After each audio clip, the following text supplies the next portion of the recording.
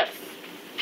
So my initial impulse for writing my Division 3 was to create a topic or a project that would engage the intersections of American law and hip-hop culture. The project started out as this really big law on one side and then hip-hop on the other side thing that I would kind of go into my divisional meetings with my committee and convince them that I knew what I was talking about.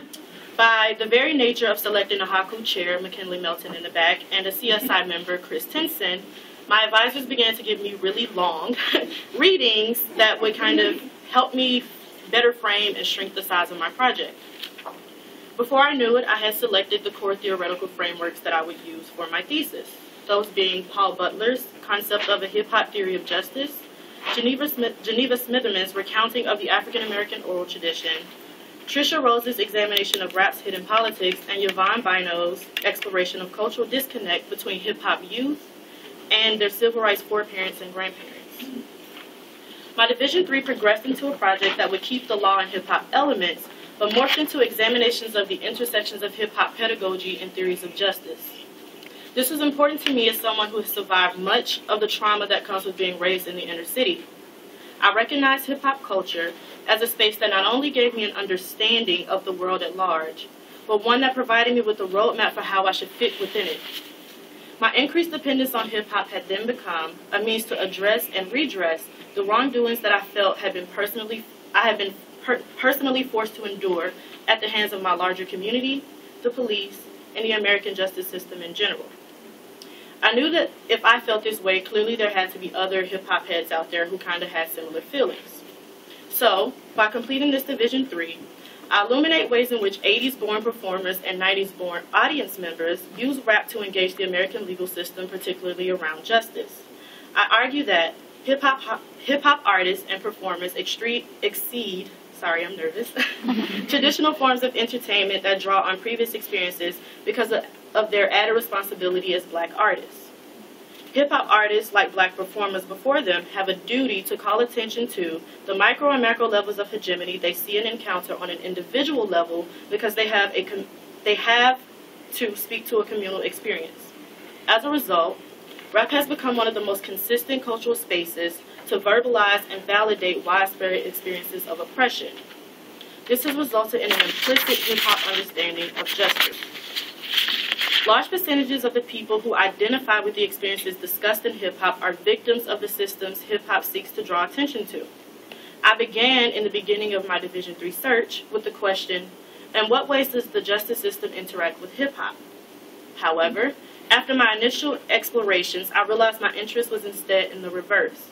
Accordingly, I ultimately engaged the question, in what ways does hip-hop conceptualize a system of justice? This leads me to the setup of my Division 3. Turning Tables investigates the intersections between the historical oral tradition found in African American culture and its contemporary manifestations within hip-hop as it applies to theories of justice. This work takes a multi-layered approach to illuminating narratives of resistance, subversion, and critique as produced within mainstream rap, remember that, mainstream rap, and larger hip-hop culture. So by now, a lot of people in here may be wondering, what does this all mean? As the paper's foundation, Chapter 1, aptly titled Rap's Roots, Extensions of the African Oral Tradition, is an examination of rap's continuation of the West African oral tradition. This section adds layers of historicity necessary to situate rap as part of the larger oral tradition that is, by its very nature of linguistics, a form of resistance. This has been erroneously and pejoratively referred to as ebonics, but the content is also a form of resistance. Chapter 2, which I will come back to later and why you all have the handout sheets, is titled The Personal is Political, Theorizing T.I.'s Multidimensionality, and it functions as the bulk of the project. This session discusses the ways in which rappers engage American applications and understandings of justice through their lyrics and personal decisions. Lastly, Chapter 3, On the Margins of Oppression, Hip-Hop's Women, Misogyny, and Sexism, highlights the ways hip-hop, even as a transformative space, complicates the justice narrative when accounting for sex and gender. Even as a site of resistance, hip-hop culture and ultimately rap music can and sometimes do reinforce age-old images of women that can be seen as more repressive than redemptive. By framing sex and gender justice as an intracommunal negotiation among hip-hop fans, which ultimately calls for an inclusive and conscious effort in eliminating the gender struggle, I argue that it provides a basis for which larger communal discussions can take place around gender inequity. Ultimately, in looking at hip-hop's engagement of issues of injustice, this work positions the cultural form as a space where new avenues towards freedom may be theorized and new possibilities for a just society might be imagined. So, to slow down and kind of give you all a piece of the project that you can really take home, I'm going back to Chapter 2.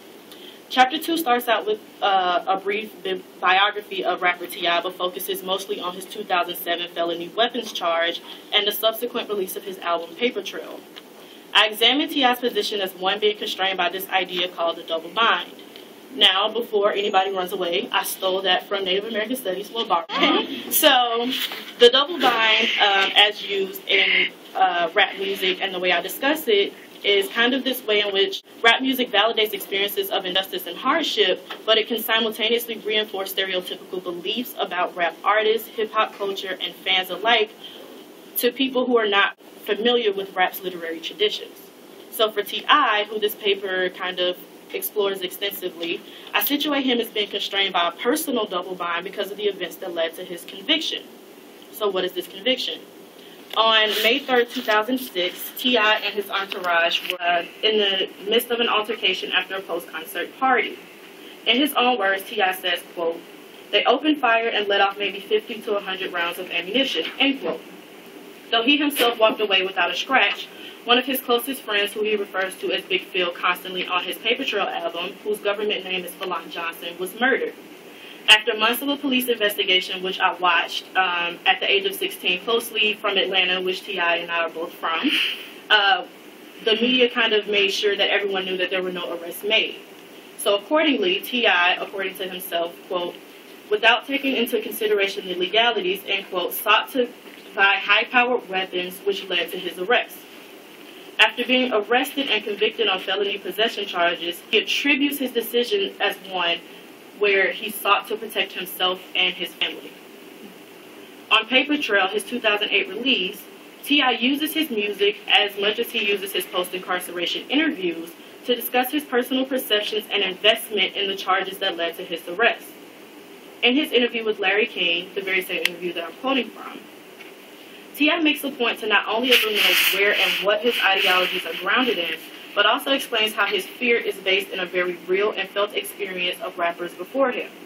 When King asked T.I. with regards to him feeling concerned for his safety, "Why you?" T.I. responds by saying, quote, "Why Tupac? Why Biggie? Why Jam Master Jay?" If you do more research, you will see that the death of a hip-hop star is least investigated.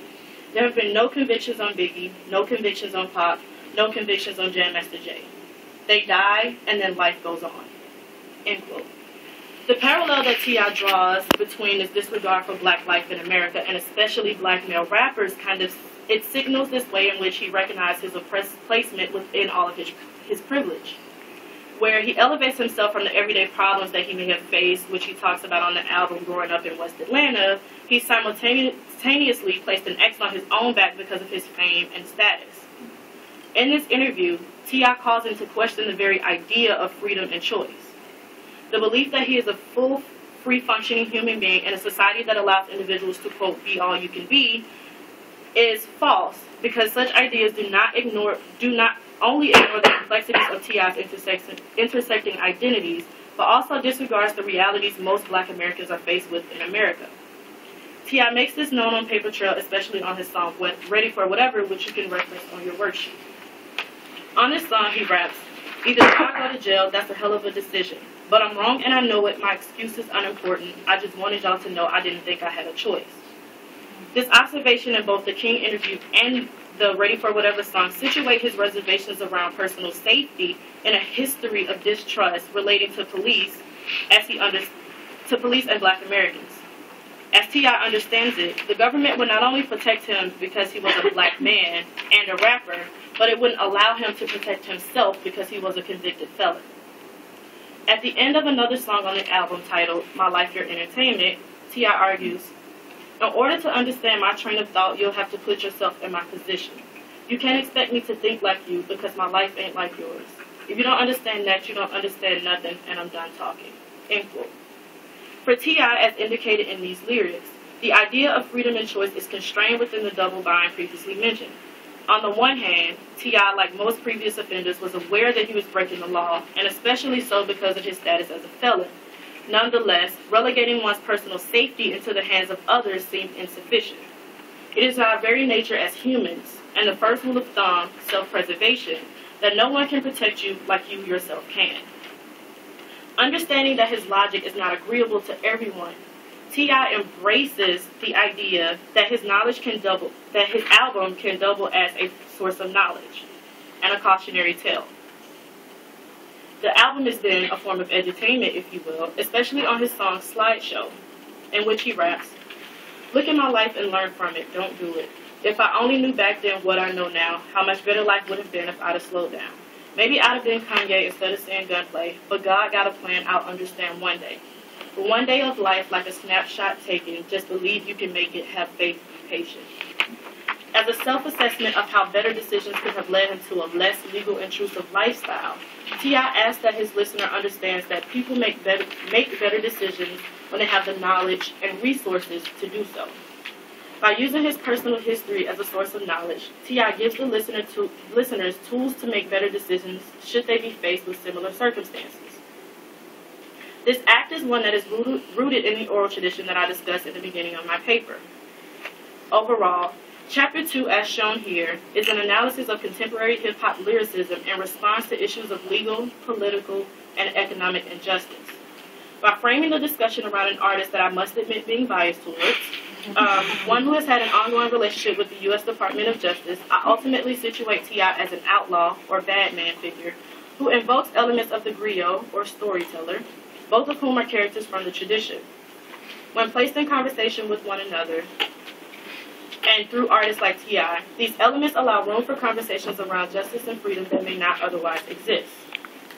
Ultimately, I have intentionally crafted Turning Tables to be an accessible theoretical work.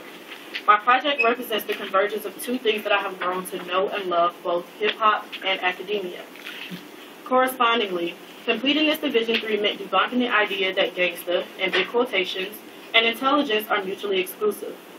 It meant weaving together a narrative that not only tells how and why rappers choose the language and styles that they put forth, but also how their use of black traditions, specifically the African oral tradition, is a socialization that cannot be gained in a classroom alone.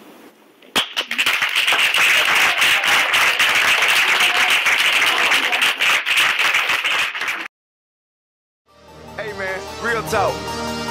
In order to understand my train of thought, you'll have to put yourself in my position. You can't expect me to think like you, cause my life ain't like yours, you know what I'm saying?